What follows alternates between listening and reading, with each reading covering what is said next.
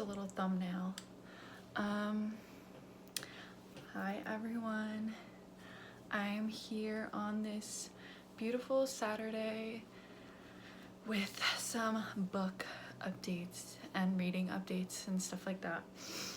I got up super early because, as you know from my last vlog, I just got home from camping and I had a bunch of stuff that I was not able to do while I was camping that I needed to catch up with. So just some general housekeeping, I guess. But within that, one of those things was the library. So I took the books that I had already read and then some other books back to the library. The one book I did not return is I, Etc. by Susan Sontag. I'm just cracking into this. Well, technically I started it a week ago, but I'm having trouble with it, honestly. But I think once I get through this first chapter or section or whatever, it'll be easy. It's very broken up into little, just as an example, little things. I don't even know how I would describe it, but it's kind of talking about this first chapter, project for a trip to China. So she's kind of just talking about her relationship to China and these little fragmented bits. And so it's not something that it's not super easy to keep going. Not keep going. I don't know how to describe it. Whatever. Once I get past this chapter, I think it's less fragmenty. Yeah, for sure. And it's like a normal book. So, and I think this is a novel. I could be wrong. Anyways, I took everything else back and I picked up Inherent Vice. If you know me, you know I love the movie Inherent Vice. I think it's an underrated masterpiece. I think I'm just being a contrarian, but also I just love the movie. I watched it 2 times in a row when it came out on my phone. I watched it on my phone, and once it was over, I did this and started it and watched it again.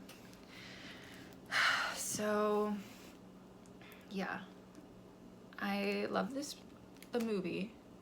It was funny because the library guy was like, hopefully it's better than the movie, and I said I actually love the movie, and he laughed, and I think he said oh boy or something like that.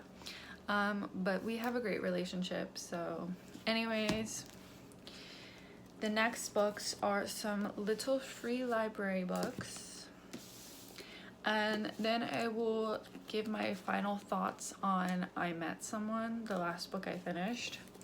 So the first book, this is going to possibly upset some people, but I picked up The Fountainhead by Ayn Rand. This chunky little chunkster. I know this book is about architecture, and it's our capitalist queen, Ayn Rand. So I do want to read this. I want to see what this is all about. I'm never gonna read Atlas Shrugged, probably, but that's because I think it's even way bigger than this. When I saw it at the library once, it was this fat. I could be wrong, but I do want to check out this book. Also, I love architecture, so, and I read the first page and I was like, okay, this is actually good, but we'll see. I will give updates on this book. Now turning this completely around 180, I picked up Essential Labor, Mothering as Social Change by Angela Garbs,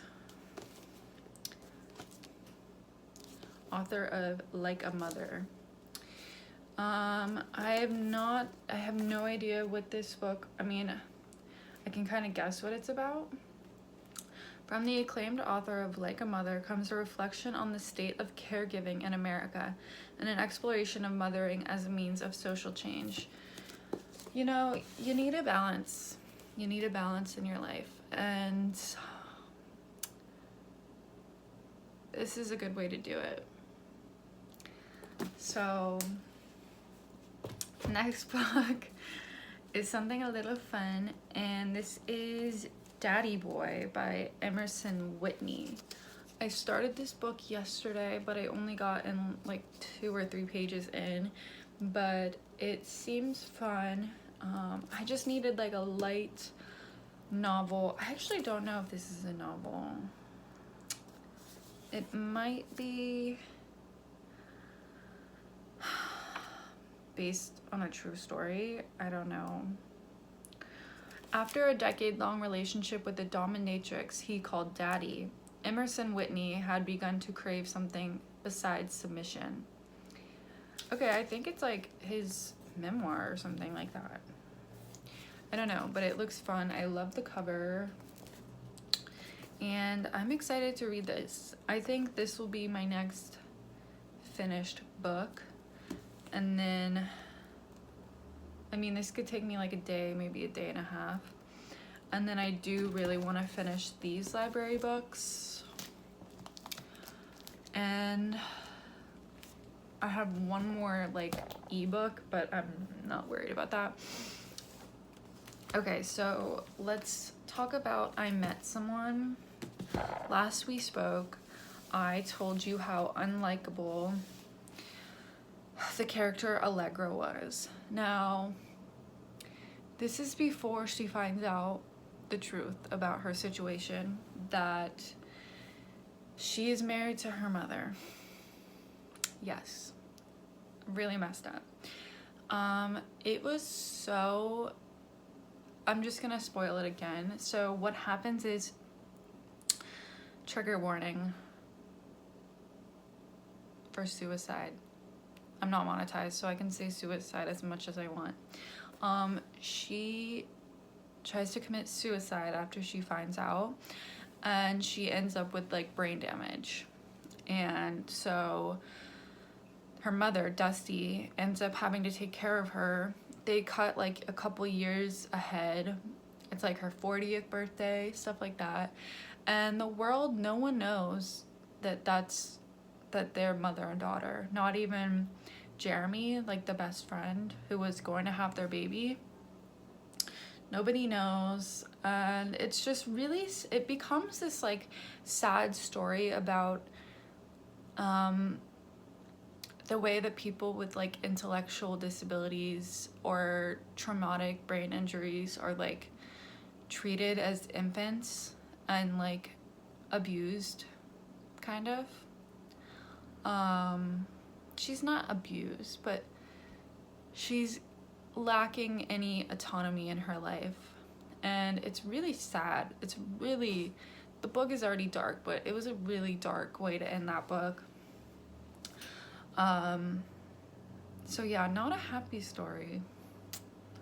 I am drinking a Dr. Pepper Strawberries and Cream, 0 sugar.